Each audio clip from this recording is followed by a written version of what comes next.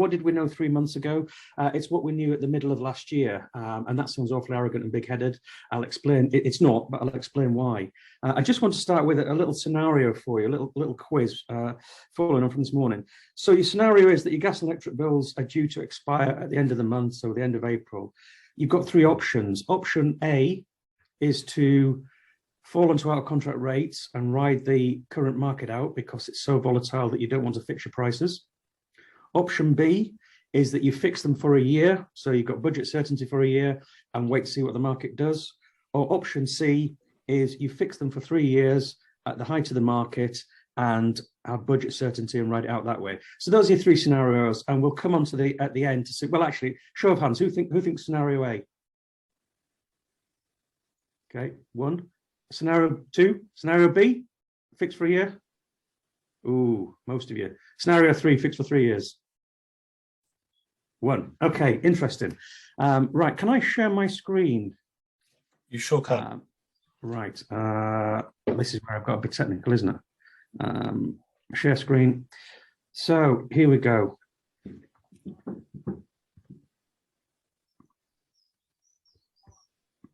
So I just wanted to start, I mean, the energy cap and what it means for your business. Again, who thinks they're protected by the energy cap in business?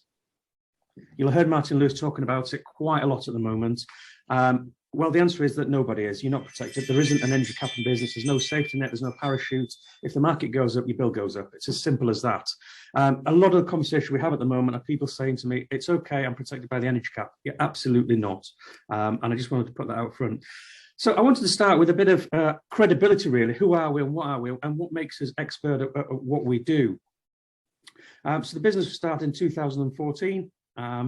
Our managing director is ex-telecoms, our sales director is ex-telecoms, and they saw an opportunity in the market where energy customers were really not being looked after by brokers, by the energy companies, by anybody really. It was very transactional. It came along, you got your price, you took it, and you didn't speak to you for the next 3 years. It was very different in the telecoms, so they thought, actually, we should be able to do that with energy. So that's what they started doing, and Fidelity Energy was started.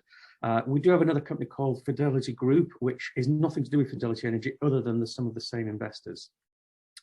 2016, we moved into our offices here in Newbury, and we built our own portal, Ambolt, which allows us to be very nimble, very agile, so we can get prices literally on a minute-by-minute basis. So within 5 minutes of receiving a bill, we can give you a price. So it makes us very quick to be able to turn around. Typically speaking, that used to take 5 days.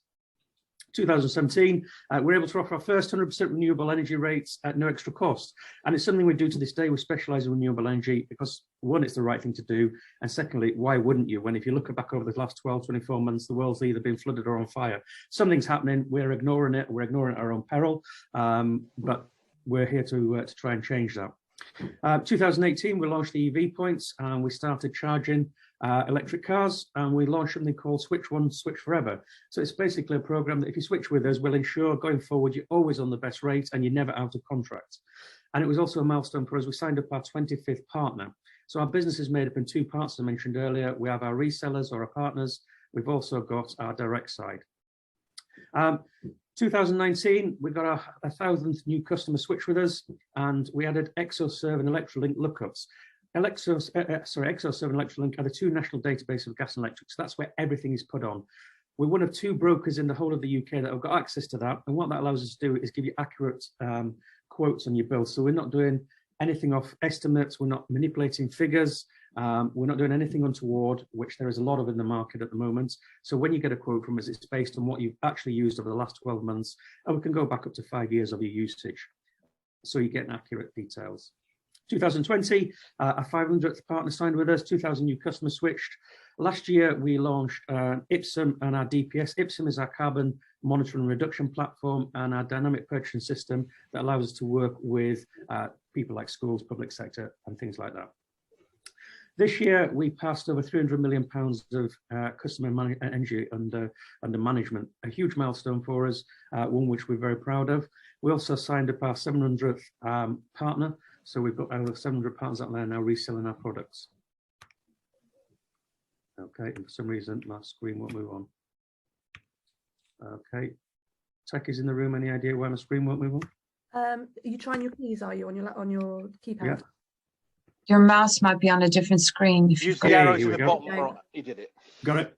So why choose Fidelity Energy? As I said, 706 channel partners, over £300 million of customer management energy and spend, which equates to just over 2.7 terawatts of energy managed. That's a little over 1% of the UK commercial energy consumption. 1% doesn't sound a lot. When you think of how much is signed up direct with energy companies themselves, that makes us quite a substantial player in the market and a very respected player in the market. And as I mentioned, over 3,000 customers have switched with us. So you do have credibility out there, but actually it makes us smaller to be able to provide the service and be able to give the service that we think should be there from a broker. And that's more of a partnership, it's more of a relationship than a transactional thing. So our services, as you've heard me mention, energy procurement, gas, electric, water, electric vehicle charging. We've got the DPS framework. We do a lot with renewable. As I said, it's the right thing to do. Our carbon management, EV charging points, and our Switch Forever platform. So we're not just a broker, we also offer a lot of service in the background. Some of the companies we work with, you'll recognise some of these, some of them you won't recognise. We work with 25 suppliers, 25 of the leading UK suppliers, some of whom will only sell through brokers that don't sell direct to end customers. Because we've got that level of scale, we can generally get a better deal. I say generally, 99.9 times out of 10, we'll get a better deal than you will as an individual going to somebody like British Gas and saying, can I have a quote? Even though we will renew you with British Gas, potentially we'll get a price from them to pass on to you, then they will give you direct. It's just the way the brokerage works at the moment. Some of the customers, we manage the Calvin Klein Tom Hilfiger estate across the UK, Gaucho restaurants, M restaurants, the Kia Oval, Cricket Ground in London, through to Delna. Response Organisation is a housing association. They've got over 3,000 properties with us. We do specialise in multi-site accounts. Let's go to the nitty-gritty of why we're here today. So your energy bill. So the wholesale cost of your energy makes up around about 30 to 40%. At the moment, it's nearer 40 because obviously the commodity price has gone up. But if you look here at electricity, for example, the blue line at the bottom, this is 2020. So when we went into lockdown, we saw prices drop as low as we've probably seen them and ever will see them again. Conversely, if you look at where we are in 2021 up here, 2022, prices are as high as we've ever seen them. So what did that mean? So in 2020, we went to all our customers and said, actually, we don't think this price is going to be here forever. It's not going to be this low again. We should buy some energy for you.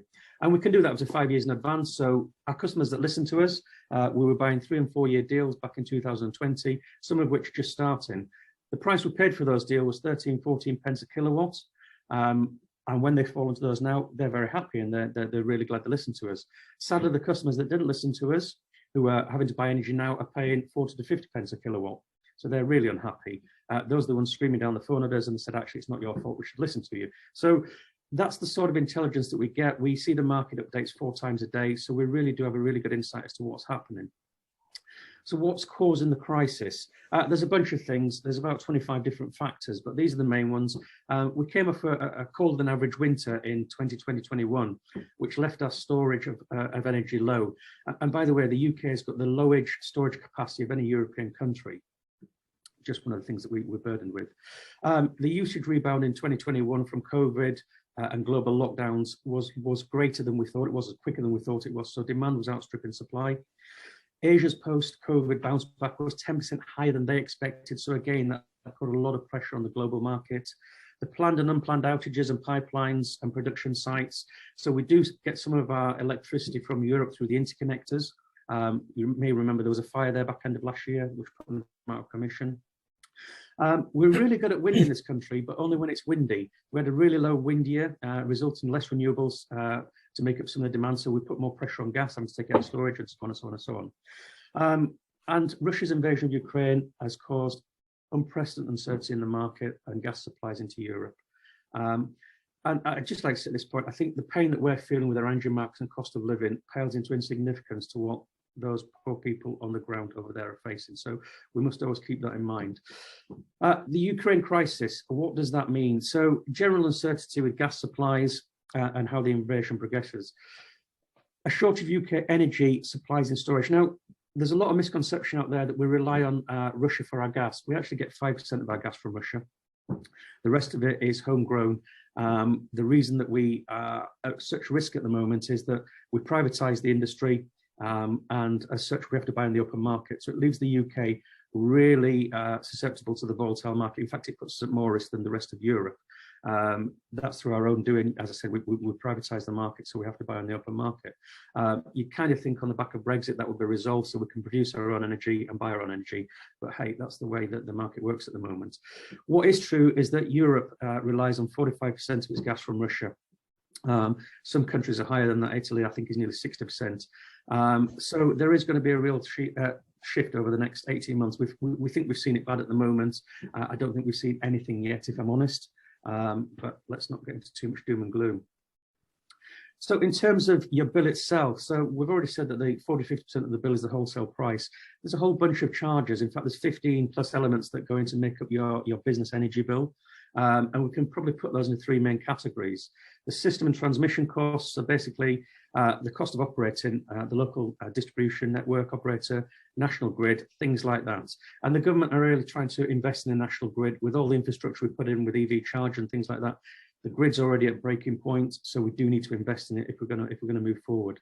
The policy and government costs, there's subsidies out there for renewable generation on large and small scales. And fixed rate for green producers. So the government are trying to encourage more renewable energy, believe it or not. And I'm not here to government bash by any means, but in fairness to them, they are pushing this quite a lot. They don't get everything right, clearly, but they're pushing this quite a lot. And metering, the simple cost of reading the meters and running the new smart meter rollouts. The reason they want to introduce half-hour meters and smart meters is so they can better forecast for the grid. So at the moment, there's still a few surprises when it comes to the grid, believe it or not. They want to be able to forecast it so they can plan for demand and make it more efficient.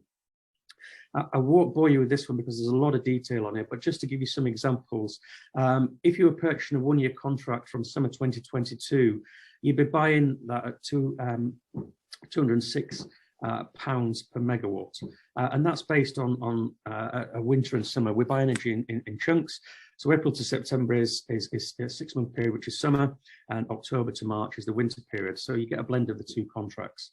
So the summer price 202 pounds per megawatt, and the winter 210, the average 206. If we look at what happened back in 2020, so a price in 2020, this is for gas, so that's 39 pence per therm we were buying back then. Now we'll be probably in the region of 260, 270 pounds per therm. So you can see the difference in simply 2 years. Wow. What I mentioned earlier, so if you look at this graph here, the latest prices, 1 year in April 2022, if you were to fix your prices now for a year, you're going to pay an average of £206 per kilowatt hour. If you fixed it for 3 years, you're going to pay £126 per kilowatt hour. So the one person that put their hand up and said we should fix for 3 years, you were absolutely spot on. And the reason being that 1 year prices at a premium, so as you can see, the £206. If you bought a year, then a year, then a year, we don't know what the price is going to be next year. It may double by this time next year, but actually the traders don't think it's going to fall significantly enough to make sure that if you bought a 1 year contract for 3 years, it'd work out cheaper than a 3 year contract now. Sounds counterintuitive, buying and fixing at the top of the market, but we don't know if it is the top of the market. What we do know is the nearer it gets to your end date of your contract, so you can see here, the more volatile the market is. So this is called the energy curve. The further out on the curve we get, the better prices, because the energy companies know that these prices won't last forever, but they are prepared to hedge a little bit and say, actually, if you buy a longer contract, we can get you a better price. So it used to be that shorter term contracts were better value. It's completely inverse at the moment. And the longer we fix, the more budget certainty we've got, the more we can protect against the spikes that we're potentially going to see. The traders were initially forecasting that we'd see a recovery in the market by the end of 22. That got pushed into 23 when our friend Putin invaded. They're now saying that could be as late as 24, summer 24, before we see any sort of relief or any sort of calming down in the market. So, as I mentioned earlier, you've got some risks with the wholesale prices. Short term is more risk. You've got the large costs now. And as we mentioned a minute ago, there's no guarantee where the market's going to be in 12 months' time. We think it's going to be very volatile still. There is chances that, as the reports come out, there was a big report came out on Apple News yesterday about everybody wanting to boycott the oil and gas out of Russia. That will send the prices skyrocketing this morning when the market opens. So again, I would imagine that we'll struggle to get prices at all today, if anything, on the back of that news.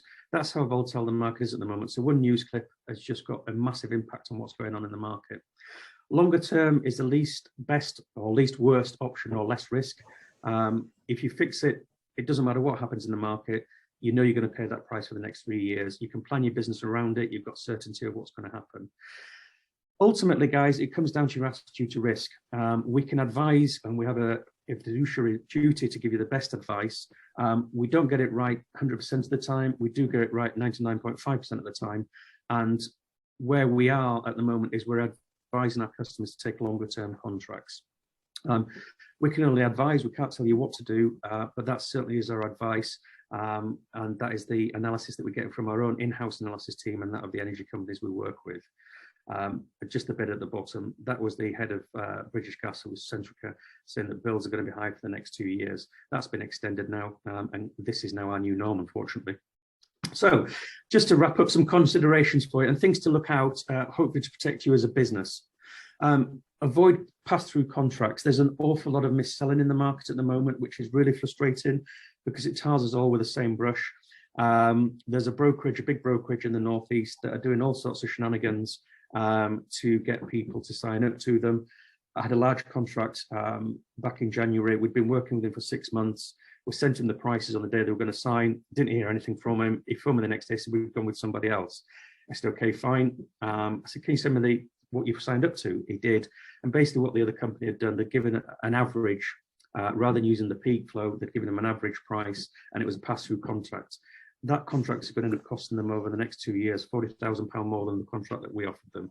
When I sent it back to him and explained that to him, you could almost hear the pin drop in the room. He was devastated. So it is out there. There are people phoning, claiming to be from Gazprom, saying that you can't use it anymore. We're going to switch your contract. It's absolutely fake. I think in the worst times we see humanity come out, hopefully for the best in a lot of cases, but sometimes the worst of our humanity comes out and these people are out there trying to deceive people. So please be aware of mis-selling. If you don't speak to us, speak to somebody else, but do get advice on what to do. Don't accept the first renewal offer that you receive from your energy provider. They have an obligation, legal obligation, to send you a renewal quote 30, 60, 90 days out. It will just be the generic renewal quote. Don't accept it. Seek other suppliers or come and speak to a broker, and make sure you're searching the whole of the market, because the chances are you will get a better price. Anybody saying they're going to save you money at the moment is just telling you pork pies. It's very unlikely going to save you money. What we can try and do is mitigate the increase that you're going to face and get that as low as possible for you. Be aware of people trying to sell your contract over the phone. Again, we've had this happen to us recently. It is out there, it is going on, and it's all dependent on the level of authority that you sign. We only ever use a level 1 authority, which just allows us to go to market and find prices on your behalf. It does not allow us to sign anything on your behalf, and certainly not over the phone in a verbal agreement. So in a nutshell, that's, I guess, the state of the energy market. That's our advice. That's what to look out for. And hopefully I've made something that's relatively dull as interesting as I can for you. So I'm happy to just take questions. Thank you very much, Russell. I'm just going to remove the spotlight now.